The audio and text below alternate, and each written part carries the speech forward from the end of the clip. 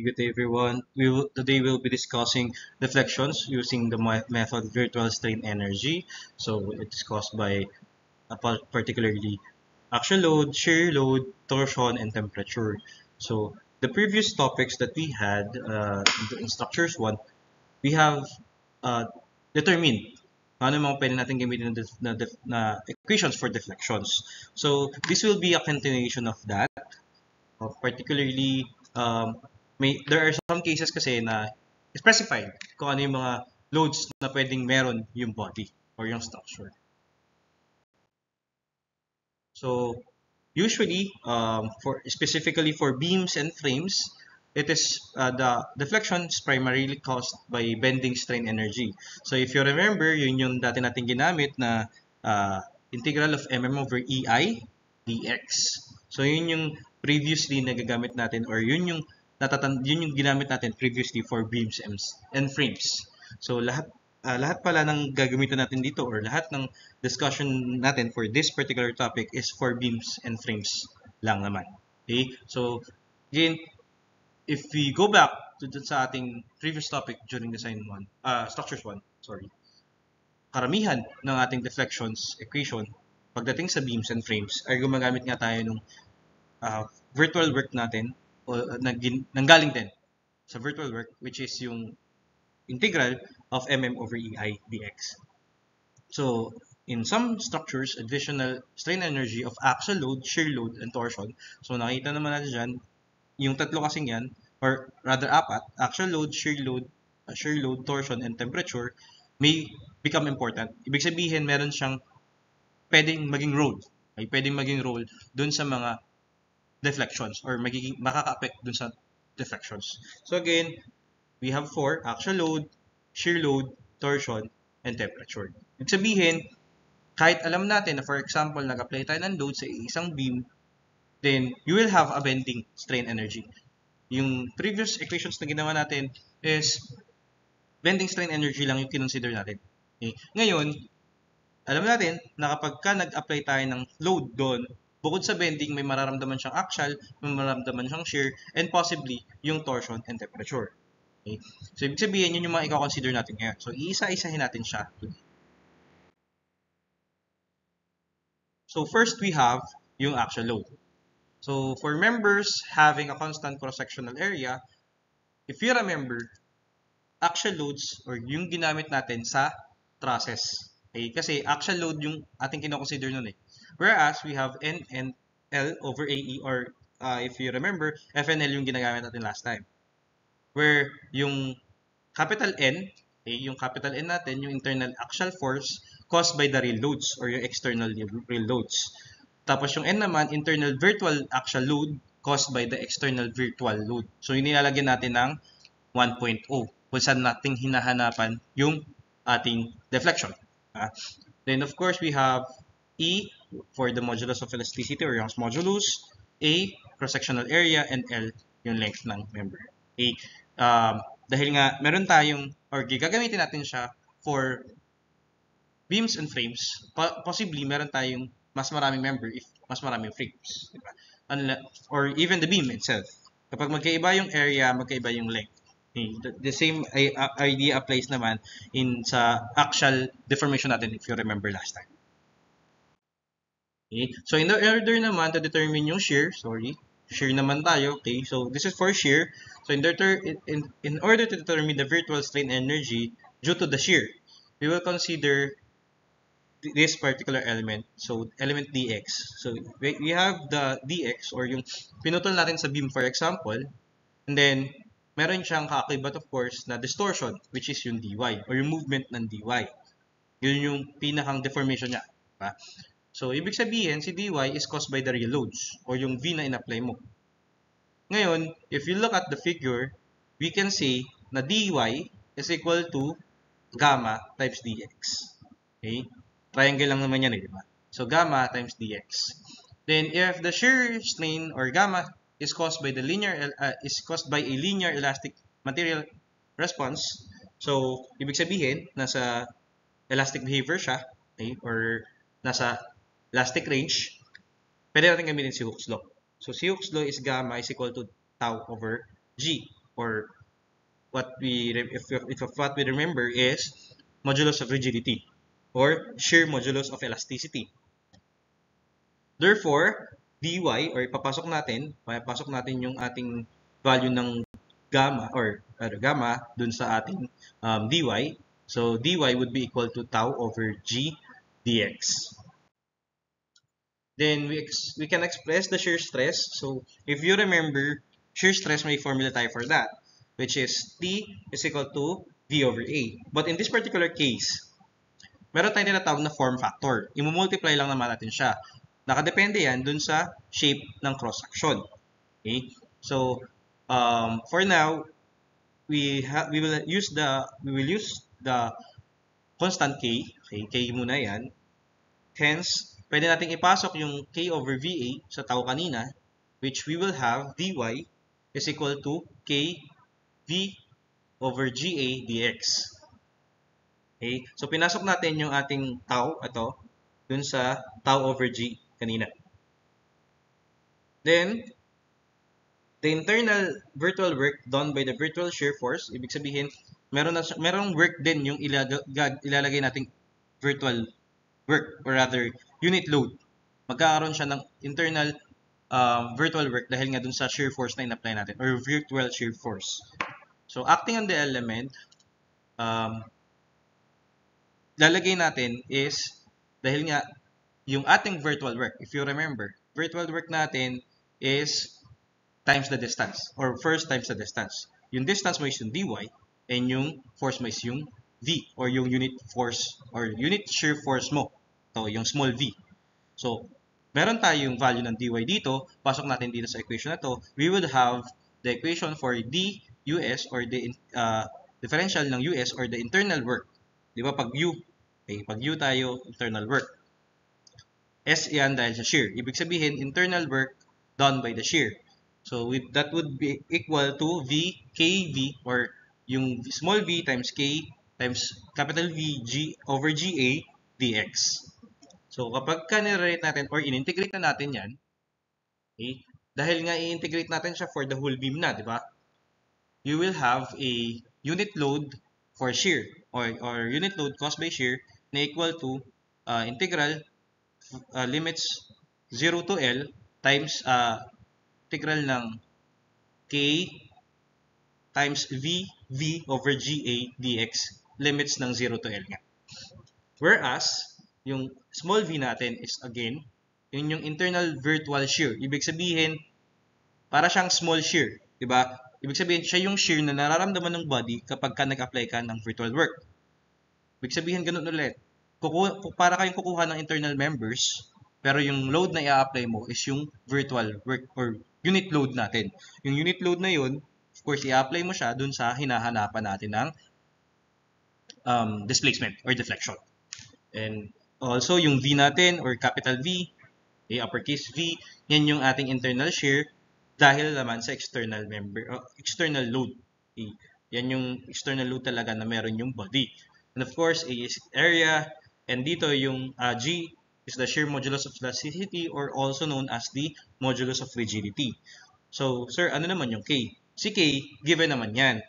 Basta alam mo yung shape ng cross-section. So, we have 3 Ks na possibly meron tayo dito. If we have a rectangular cross-section, meron tayong 1.2. Kapag circular cross-section, we have 10 over 9. Then, for wide flange and I-beams, we have 1 for the K, or the form factor.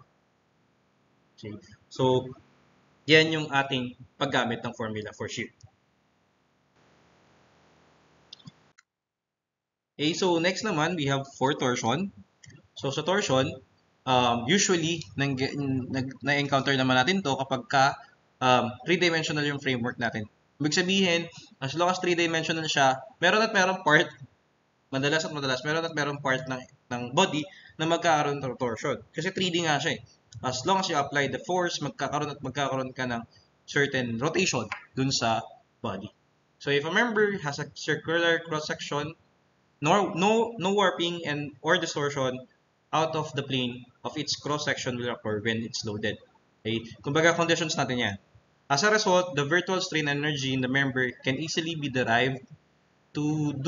Consider an element dx, so ito yon, of the member that is subjected to applied torque T. So makikita natin, if you remember, na-discuss naman natin to during the torsion topic, meron kang body na applied sa torque. So in this case, circular cross-section. Okay? So after you apply a torque with a distance dx nung ating beam, ay cross-sectional beam yan. So we have here a deflection. So if you can see the blue arc here, ito, yung blue arc na yan yung ating deflection or yung pag-move natin. Okay? So this torque causes a shear strain of gamma. So ito yung shear strain, yung angle, which can be related to d theta. So yung d theta naman sa kabila, if you dun ka sa cross-section, cross-sectional ng beam mo, yung cross-sectional area ng beam mo, yung circle. Kasi yung gamma naman is from one end to another. Okay, from one end to another. Ito yung gamit yung radius. Yung pinadadalo yan ng gamma naman is from the length itself. So that yung blue arc natin, again, if you blue arc, that is d theta. Or pagka inequate naman natin sa kabila, y dx. Ibig sabihin yung dx yung length, di ba? Nung ating technically beam. Okay? Circular beam siya. Ngayon, pagka transpose natin siya, we would have d theta that would be equal to gamma over c dx. Okay? So, galing din naman yun dito. Okay? Then, after that, provided that we still have a linear elastic material response, ibig sabihin, again, under tayo ng elastic range, gagamit ulit tayo ng Hooke's law. So, gamma is equal to T over G or tau over modulus of the rigidity. And also, okay, if you remember torsion topic, tau is also equal to torque times the C or the distance from the center over J. Okay? Or the polar moment of inertia. Thus, kapag pinasok natin yung ating equation ng Hooke's law and itong torsion or rather shear load natin na equation, we would have d theta is equal to tau over g c dx or pwede rin namang torque over gj dx. So, itong dalawa pwede gamitin. But, of course, mag-apply pa tayo ng unit load. Okay? Mag-apply tayo ng unit load kasi depende sa hinahanapan natin ng shear. Or rather, ng torsion. Okay? Or the deflection rather. So, if you apply a virtual unit load, i-apply mo sa structure, meron kang internal virtual torque na i-apply sa member. Then, after applying the real loads, the virtual strain energy in the member's length would be equal to this. So, mapapansin nyo dyan, ito siya galing, dito siya galing. Mag-a-apply ka ng T, okay, ng small t. So, bakit? Katulad lang din ito. Diba, if you remember kanina, virtual work ngayon. So, ulitin natin, pag virtual work, you have a distance. So, in this case, ang distance mo is d theta multiplied by the load, which is the T. Okay? Yung small t. So, torque yan, di ba? Pag small t, torque tayo, pero internal, or rather, virtual work. Or unit load. Okay? Unit load. So, kapag pinasok natin yung equation natin ito, magkakaroon tayo ng differential ng ut or ng strain energy for torque or cost by torque that would be equal to t, lowercase t, uppercase t times L over gj dx. So, of course, i-integrate natin siya. Dahil for the whole member, magkakaroon tayo ng ut is equal to t L over jg. So, madali naman siyang tandaan tututusin. So, again, whereas yung small t natin or lowercase t is the internal virtual torque dahil dun sa external torque na na-apply natin. Or rather, external virtual unit load. So, yun yung 1 na nilalagay natin. Depende sa paglalagay natin ng 1. Yung capital or uppercase T is the internal torque caused by the real loads or yung external real loads natin. And of course, G is the shear modulus of elasticity or modulus of rigidity. And J is the polar moment of inertia for the cross-section. And don't worry, what we will consider for this particular torsion naman is circular cross-section. Okay? So, ibig sabihin, itong dinerive natin for today is circular cross-section. Okay? And of course, the length of the member. Okay? So, next we have temperature. So, for temperature naman, previously, consider natin last time is if you have a change in temperature, kumbaga thermal expansion, uniform. So yung buong body mo would have a uniform deformation. Ibig sabihin yung buong body mo ay may pare-parehas na temperature. Okay? Kaya lang there are some cases, so if you remember last time, if meron kang change in temperature, you will have a delta T to, di ba? Delta T. You will have a change in our using the alpha delta T or the change in temperature times the length. Okay? So yan yung, if you remember last time, yan yung sa ating thermal expansion or deformation due to the temperature. So ngayon, in some cases,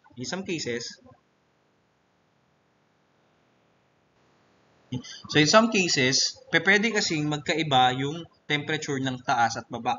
Okay? Regardless of what its body is or cross-section is, pwede kasing magkaiba yung temperature ng taas at baba. So, for example, sabihin natin meron kang mas mainit sa taas, mas malamig sa baba. So, pag ganung case, mas mainit sa taas mo, mas mag-expand yung upper body mo compared sa lower body mo. Diba? So, kung ganun, you will have a possible bending dun sa body. Okay? So, in the case that the beam is shown, so ito yung figure natin. Sorry. If this occurs, it's still possible to determine the displacement of the points along the elastic curve of the beam by using the principle of virtual work. Okay? Ibig sabihin, pwede nating malaman yung possible displacement or deflection niya dahil sa pagkakaiba nung temperature na meron yung taas at yung baba. So, let's try to derive it. So, meron tayong element dx. So, may dx tayo. May pinutol tayo kanina ng dx, di ba? Ngayon, hanapin natin yung possible na displacement niya. Okay? But first, we'll need to determine kung ano yung thermal gradient. Okay? So, hanapin natin yung rotation. Yung rotation muna ng differential element dx, yung pinutol natin, the beam as caused by the thermal gradient. Ibig sabihin, yung difference ng ating temperature. So, mag-a-act siya, of course, across the cross-section. So, the most common case of a beam having a neutral axis located at the mid-depth or midpoint. So, sa C. Ibig sabihin, madalas namang mangyayari if ever you have a change in temperature. Yung gitna nila or yung neutral axis, dun mag-meet yung dalawang temperature. Baga, dun sila magkakaroon ng midpoint. Okay? So, if you plot the temperature profile, so ito yung temperature profile natin, meron tayong T1 and T2. So, in this case, mas mataas si T1 kay T2. Okay? We can get the mean temperature or yung Tm. So, average lang talaga siya. So, T1 plus T2 over 2. Okay? So, kukunin mo lang talaga yung average. So, makikita nyo naman, kumbaga yung movement natin or delta Tm natin, pag move siya, ito yung dalawang movement niya. So, meron sa taas, meron sa baba. Okay? So, kaya siya ganun. And then, if T1 is greater than T2, so the temperature difference at the top of the element causes the strain elongation. Ibig sabihin, mas mag-elongate siya sa taas, tapos sa baba, magko-contract siya. Just like the example that I have mentioned kanina. So, in both cases, the difference in temperature is equal to, so, kunin mo si Tm, depende sa makuha mo, pero malamang naman kasi, you will get yung, meron kang T1 at T2, then you will get the Tm. So, the difference in Tm is either T1 or minus Tm, or Tm minus T2. Okay? So, pagka mas mataas si T2, babalik na rin lang naman yan. So, since the thermal change of length at the top is delta x. So, ito siya, delta x. So, paano natin kukunin yan? If you remember yung ating equation ng thermal expansion, alpha is equal to delta T. So, in this case, yung mean temperature ang gagamitin, dx. Okay, so ito siya. Then, the rotation of the element, so paano natin kukunin siya? So, again, pag delta x yung hinahanap, so ito lang, depende sa change in temperature, you have alpha delta Tm or mean temperature dx. So, yung rotation kasi kukunin din natin. So, paano natin kukunin si rotation in terms of d theta. Okay, so d theta is equal to alpha delta Tm or the mean temperature dx over c. Okay, kasi yun yung ating distance from the center, yung c. Okay? So, i-relate lang naman natin itong delta t, d theta, and yung c. Kasi angle yung kinukuha natin dito. Okay? And then, if we apply a virtual unit load at a point on the beam where the displacement is to be determined, so lagi naman tayong ganun, yun ang trend natin, kung saan tayo naglalagay ng virtual unit load, doon tayo naglalagay ng, doon natin hinahanap yung deflection. So, or apply a virtual unit couple on the point where the rotation where a rotation displacement of a tangent is to be determined, then the loading will create a virtual moment, small m or lowercase m. Kasi mag-a-apply ka ng unit load mo eh. So, dahil nag-apply ka ng unit load mo, magkakaroon ka ng moment equation, or in this case, small m. So, dun sa beam rather. So, when the temperature gradient is imposed, the virtual strain energy in the beam becomes to. So, magkakaroon tayo ng, if you remember, kanina, meron ka d theta, magmumultiply ka ng distance, ng unit load. Okay? So, mapapansin nyo, pag in-integrate nyo yun, tas nag-multiply ka ng unit load, itong m na yun, dyan din siya galing sa equation natin kanina, na yung d theta. Okay? Pero in-integrate na natin siya, magkakaroon tayo ng strain energy due to the temperature na integral of small m alpha delta Tm over C dx from the limits 0 to L. So, bakit small m lang yung gamitin? Kasi yung sa big M, nandito na siya technically. So, para hindi kayo malito, small m lang pagdating sa temperature. So, iba yung small m na to ha. Itong m na to, okay, yung m na to, yung small m natin, that is the moment equation natin dahil sa virtual load na in-apply natin. And of course, the alpha is the coefficient of thermal expansion. Delta Tm is the change in mean temperature or temperature difference. C is the midpoint or mid-depth ng beam natin. And of course, length is the, L is the length. So, we would have these particular equations. So, yan yung mga equations natin for specifically axial load, shear load, torsion, and temperature.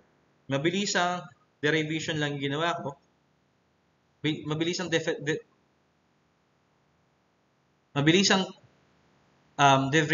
derivation lang yung ginawa natin kasi nga, it's fairly easy to understand naman on your own. Okay? Kumbaga, substitution lang naman, substitution siya. Okay? So, let's go to our sample problem. So, we have here, determine the horizontal displacement of point C on the frame shown in the figure. So, you have here given E or modulus of elasticity na 29 times 10 to the third KSI, G or modulus of rigidity na 12 times 10 to the third KSI, I na equals to 600 inch to the fourth, and area of 80 inch squared. So, for both members yan. So, bakit both members? Kasi we have a frame here na two-member frame AB and BC. Then, the cross-sectional area is rectangular. So, specify naman na rectangular siya. Include the internal strain energy due to axial load and shear. Ngayon, bakit sinama yung axial load and shear? Uulitin ko. Ang cases kasi, in this particular topic natin, kailangan specified kung ano yung isasama natin sa ating equation. Bakit? Kasi if you just consider na kapag tinanggal natin tong part na to, yung last sentence technically sa ating equation, the answer natin would suffice using the bending equations lang yung nakaraan natin, yung MM/EI. Kasi, yun lang talaga yung um, significant part of the deflection natin. Bakit? Kasi usually the internal strain energy due to axial, shear, temperature, and torsion is negligible. Sobrang liit niya. Pero in this particular topic, sasama natin siya. So, specified nga dito is yung axial load and shear load lang isasama natin. Okay? So, ibig sabihin, kapag dun sa sample, rather sa assessments natin or sa mga quiz nyo, or even your own assignments if you have, ibig sabihin, kapag hindi sinama yung specified na gagamitin, is particularly axial, shear, or pwedeng torsion or temperature, hindi nyo dapat siya sasama is yung usual na deflection equations yung gagamitin natin. Okay? So, again, we have this particular givens, and yung hinahanap natin is the deflection ng point C, ay point C on the horizontal axis. So, para natin kukunin yan, firstly, what we need to do is, of course, yung ating deflection equation ng beams or frames. If you remember that, yung ginamit natin doon is yung integral of MM/EI. Okay? So, ibig sabihin, kailangan nyo munang kunin yung mga moment equations niya. So, makikita nyo dito, dahil meron ng galing sa libro to, so we have our moment equations, shear equations, and the normal, so internal energy, internal forces na meron siya. So, moment, shear, and normal. Moment, shear, and normal. Moment, shear, and normal. Moment, shear, and normal. So, yung right side, yung left side natin, ito yung real load. Ibig sabihin, lahat ng equations na to is dahil dun sa real load na in-apply. Or yung real load na meron tayo sa ating problem, which was the 40 kips. And dito naman sa kabila, yung right side natin is the virtual work or virtual load. So dito, nag-apply ka ng 1, okay, 1.0 sa point C. So ito yon. So, pinakita ko siya side by side para makita nyo yung difference ng virtual and ng real load natin. Ibig sabihin, lahat ng yan yung magagamitin natin in the sample problem. Okay? So, isa-isahin natin yan. Specifically, yung mga moment equations para sa bending, yung normal equations, so yung mga n naman para sa axial, and yung mga v para sa shear. So, yun yung kaya natin kinuha yan specifically. So, unahin natin kunin yung ating bending. Kung ano yung significant, kung ano yung main cause ng deflection natin.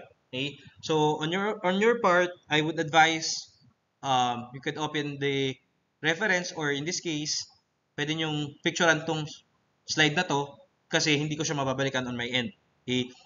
Mamaya, pag pinasok na siya dun sa mga equations, diretso na. Okay? Yung equations na meron tayo dyan, diretso na dun sa mga equations. Okay? So, firstly, gagamit nga tayo ng MM/EI. So, we have here, so makikita nyo dito, puro letter U yung gagamitin. Ibig sabihin, hihiwa-hiwalayin muna natin yung mga strain energies depending on the causes. So, meron tayong bending, axial, and shear in this particular sample problem. So, meron tayong strain energy due to bending dito sa first part. Whereas, that is MM/EI, integral of MM/EI from 0 to L. So, isa-isahin natin siya dahil meron tayong dalawang members, dalawa dapat yung integrate natin. Okay?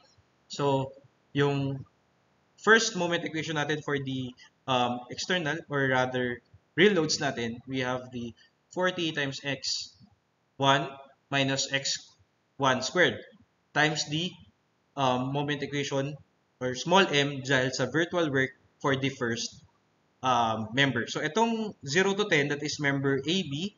Tapos, 0 to 8, that is member BC. Okay? So, M, or uppercase M, lowercase m, over EI. So, ito, you may try to use your calculators to answer this kapag meron kayo nung mga may integration na calculators, or if you can, pwede naman din power rule. Again, nasa sa inyo kung paano yung gagamitin or paano kayo mag-integrate. So if we calculate that, we will have a strain due to bending, not for the first member, the first member AB, 25,000 over 3 EI, and for the second member BC, 16,000 over 3 EI. So, pwede natin silang i-equate, magkakaroon tayong 41,000 over 3 EI feet cube. Okay? So, ito na yung ating internal strain energy due to bending. Pero, gawin natin siyang inches. Okay? Gawin muna natin silang inches. Depende yan. May depende yan sa magiging final answers nyo. Pero kung gusto nyo inches, dapat yung lahat, i-inches nyo. Kung gusto nyo feet nyo. So, in this case, alam ko, i-inches ko siya. But, isama muna natin yung E tsaka I sa ating equation. So, we would have 41,000 feet cube over 3. Ito nga yun, sinama ko na yung 3. Then, the EI, pinasok natin dito. So, 29 times 10 to the third KSI. And then, 600 inches to the fourth. So, itong feet cube, of course, kailangan natin siya gawing inches. Okay? So, magkakaroon kayo ng 12 inches over 1 feet, tapos cube siya. Okay? So, hindi ko na susulat dito. But, I know you know how to convert naman. Then you will have a feet here. Okay? So feet na muna siya. Okay? So magkakaroon tayo ng answer na feet. Then 82 over 2725 feet or 0.113103443 feet. Or kapag kinonvert natin siya into inches, again, bakit inches ginamit ko? Kasi inches yung gusto ko maging final answer. So, lahat ng mga strain energies natin in terms of inches. So, converted to inches, we will have a strain energy due to bending na 984 over 725 inches or equal to 1.357241,379 inches. Okay? So, ibig sabihin, yan yung significant, yan yung malaking portion ng ating strain energy. So, after that, meron na tayong bending. But before we get to the actual, turuan ko kayo ng isa pang method to get the bending. So, paano yon? So, if you know how to draw, so marunong naman dapat tayo mag-drawing ng moment diagrams natin. So, ito yung mga moment diagram natin. Ito yung sa real load, ito yung sa virtual load. Okay? Ito ay galing lang din dun sa equations na meron tayo nakaraan. Okay? If you have an equation, pwede magkaroon ng linya yon. So, ito yung mga linya nila. Okay? Dinrawing lang natin. So, anong purpose kung bakit natin dinrawing yan? Kasi meron tayong tinatawag na graphical method sa pagkuha ng strain energy. Okay? Or deflection. So, gagamit ka ng table, or in this case, this particular appendix. Nasa appendix naman to ng Hibbeler din. Okay? So, dun muna tayo sa first or sa reload natin. So, pag tinignan nyo yung reload natin, ito, titignan nyo yung dalawang equation niya. Okay? So, dun tayo sa first member. So, first member muna tayo, ibig sabihin sa member AB. So, from 0 to 10. So, kapag sa reload niya, pag tinignan nyo, parabolic siya. Okay? So, dito dapat siya magpa-fall. And then, pag tinignan nyo sa virtual work, linear siya. So, dito siya magpa-fall. Okay? But, you will need to look kung ano yung pagkakalinear niya, ha? Ibig sabihin, from galing dapat sa 0 parehas, or kapag ka hindi, pwede kasing ito. Diba? So, kailangan malaman nyo kung saan nanggagaling yung 0, or saan nanggagaling yung limits. So, in this case, galing siya sa parehas na 0, so ito yung mag-fall siya dito, and dito. So, ito yung equation na gagamitin natin.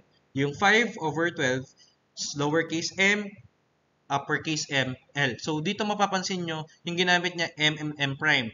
So, ibig sabihin, dalawang moment equations kasi yan. Yun lang yung point nun sa libro.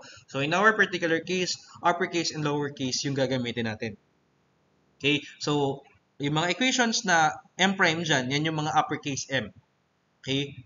Yun yung atin. So, again, you will need to know kung ano yung itsura ng moment equations or rather moment diagrams nyo. Kasi maraming pwedeng maging itsura yung moment diagrams. Pwedeng hindi ka galing ng zero.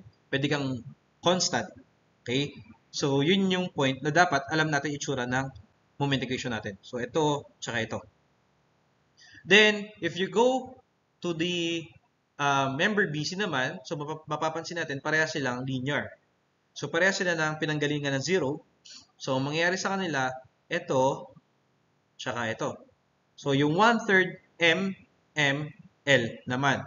So, pag ginamit nyo itong 1/3 tsaka 5/12, you will have an equation. So, ito naman kasi siya. Okay. So, sinulat ko lang din ulit. You will have an equation na UB or strain energy B na equal to 512. Okay, 512. Yung values na to ha, hindi na to equation. Values naman na to. Okay, magkakaroon ka ng 10. Okay, so 10 naman. Small m, tas 200 sa capital M or uppercase M. The values itself na yan. And then, times the length. Okay, and then, sa 1/3 naman, ganun din. 1/3, 10, galing dito sa 10. 200, galing dito sa 200. And the A. So, 0 to 8 feet. Okay? Of course, over EI pa rin yan. Then, if you equate it, magkakaroon ka ng same value katulad kanina. And galing dito, may equate mo na ulit yung ating final answer kanina. Okay? So, hinapyawan ko lang to kasi if you want to know and if you can memorize this, hindi ko po ito ibibigay during assessment. Ibig sabihin ko, wala po kayong copy ng appendix during assessment. If ibibigay ko or gusto nyong malaman, magamit tong equation na to, you will need to memorize it. Okay? So, yun yung gist niya. Okay? So, after that, meron na tayong bending. Doon naman tayo sa axial load natin. So, sa axial load, diretso naman na tayo dyan. Summation ng F and L. If you remember, F and L yung gamit natin. Ngayon, N and L lang yung ginamit ni libro.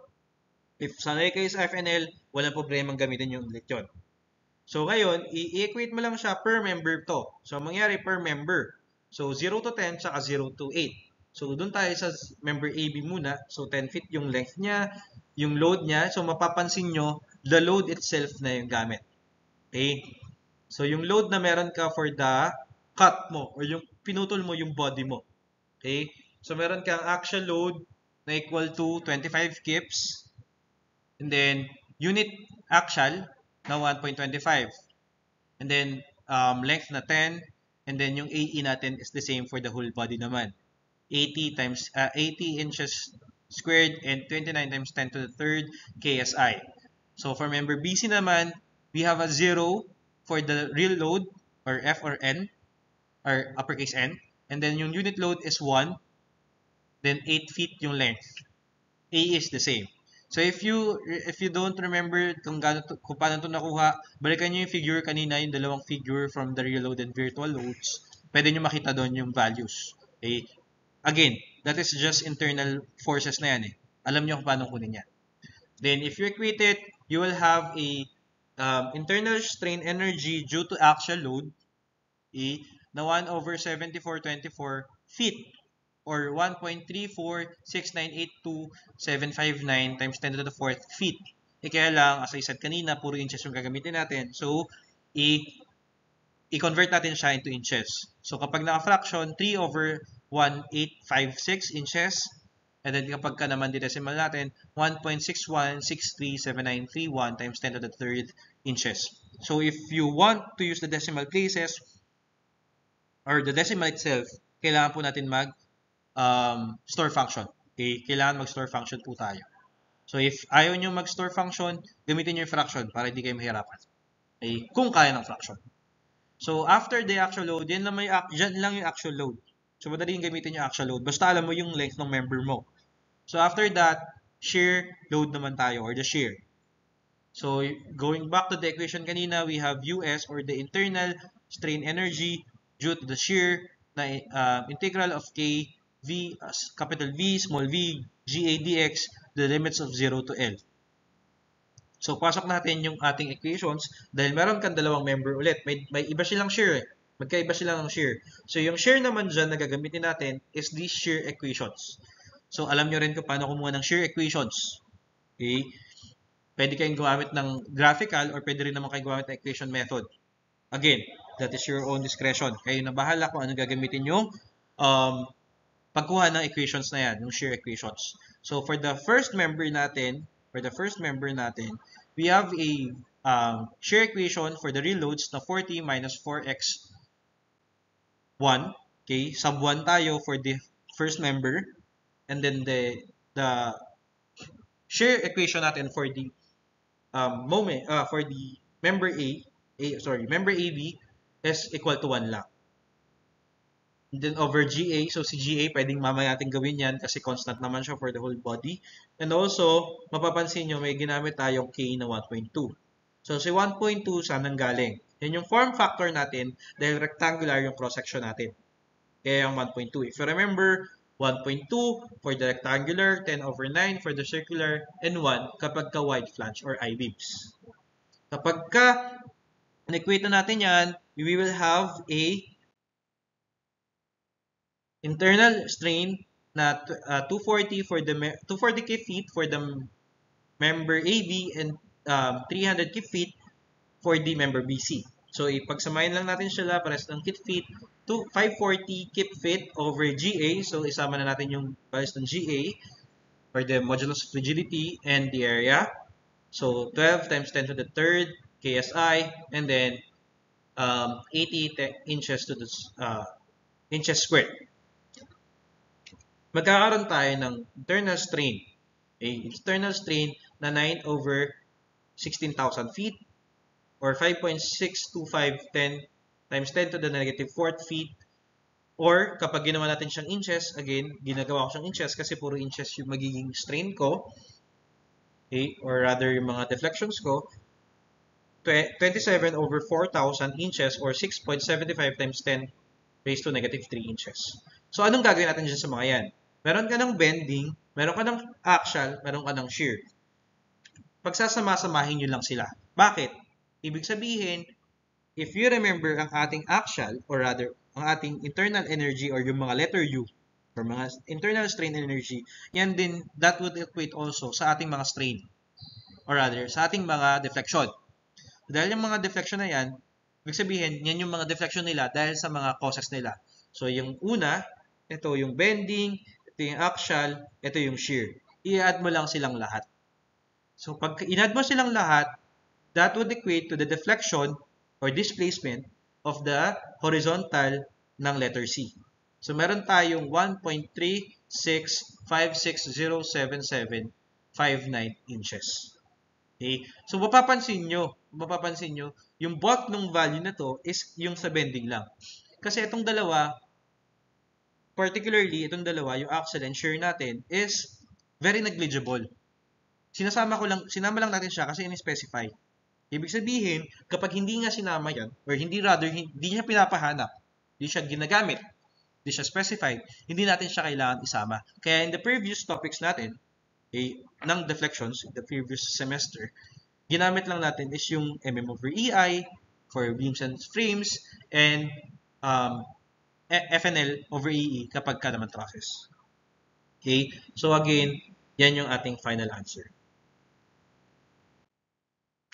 So let's proceed for our second sample problem. So ito naman, para sa temperature. So dito sinasabi, we have a beam sa figure natin na meron siyang magkaibang temperature. Okay? So in this case, we have a temperature at the top surface na 80 degree Fahrenheit and at the bottom na 160 degree Fahrenheit. Determine the vertical displacement of the beam at its midpoint due to the temperature gradient. So, binigyan naman tayo ng alpha na 6.5 times 10 to the negative 6 per degree Fahrenheit. So, meron din tayong vertical distance or vertical length for the beam. So, we have T1 na 160 degree Fahrenheit and T2 na 80 degree Fahrenheit. Okay? Kahit naman baliktarin natin na walang problema. Okay? Kasi straight line lang naman ang magiging values niyan or the temperature profile. and also the alpha mentioned earlier. And what we need to determine is the vertical displacement ng M natin or the midpoint. So, gitna ng ating body. Okay, so paano kunin yan? Direct substitution lang naman yan. So, we have a figure here. Una natin gagawin, of course. If you remember the equation na gagamit natin, we'll need a moment equation due to the virtual work or virtual load. So, kailangan natin mag-apply ng virtual load or 1, technically 1. Pwedeng walang pound yan sa ating ginagamit. 1 lang talaga, 1.0. And kukunin nyo yung moment equation. So, in this case, ang moment equation niya from point A, sabi natin point A to from the load, to the load, you have 1 half x. Okay. Alam naman natin na 1 half x yan kasi nga nasa gitna naman yung load. If ever wala sa gitna, mag-iiba yung value ng moment equation. You know that. So, yan lang yung pagkuha ng moment equation. Pinakita ko lang mabibisan kasi, as I remember, and dapat naman medyo gamay na yan. So, kunin natin yung mean temperature or the average temperature, T1 plus Tm. So, T1 plus T2 yan. So, typo, T1 plus T2 is over 2 is equal to the mean temperature. So, 160 plus 180 over 2, 160 plus 80 over 2 is 120. So, we would have a difference mean temperature or differential mean temperature galing sa dalawa na 40 degree Fahrenheit. So, galing yun sa 120 minus 80 degree Fahrenheit. So, pag pinasok natin siya sa equation natin or the equation natin na for the strain energy ng temperature due to the temperature na integral of small m alpha delta Tm over C dx, the limits of 0 to L, okay? So, we would have a moment equation. So, ito yung moment equation natin, 1 half x. This is the alpha, 6.5 times 10 to the negative 6 over degree Fahrenheit. And the delta Tm, or delta temperature differential, which is 40 degree Fahrenheit over the C na 50 inches. So, bakit naging 5 yung ating C is 10 divided by 2. Yung overall length divided by 2 kasi diba nasa gitna yung letter C natin. Okay, galing sa gitna lagi or neutral axis yung letter C natin. And then, sir, bakit may times 2? Kasi dalawa. Okay, dalawa yung bending. Diba? Meron ka galing sa kaliwa at kanan. So, times 2. So, malamang naman yan, laging times 2 yan kasi lagi ka meron ka taas at baba or kaliwa at kanan kung ano man yung meron.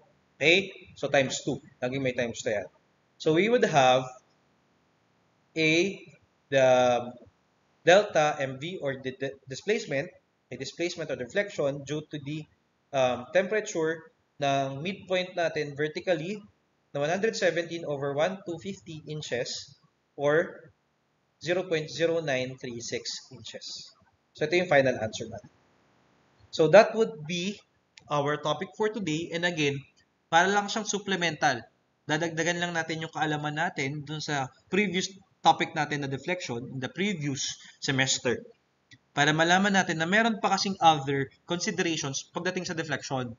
Kumbaga, hindi lang, nineneglect lang natin siya in some cases, or in most cases, kasi nga, masyado siyang maliit. Pero if specified na kailangan pa siyang isama sa deflection niya, we'll need to include it. So, kaya natin siya sinama ngayon.